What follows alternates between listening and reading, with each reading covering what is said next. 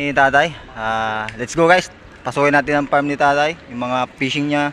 Dito guys. Masyadong mainit guys. Dito tayo ngayon. Pupunta natin yung pinakang isda niya.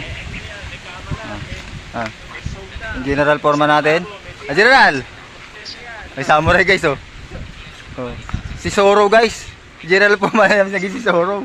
Master Mio natin. Master Mio. Shoutout nga pala kay Master Mio. Dito tayo guys sa pinakang fishing ni tatay. Dito guys yung may palisdaan. Kaso guys hindi masyadong kita yung ating mga isda. Yan guys. Ito yung pinakang isdaan guys. Wala tayong masyadong magandang camera guys.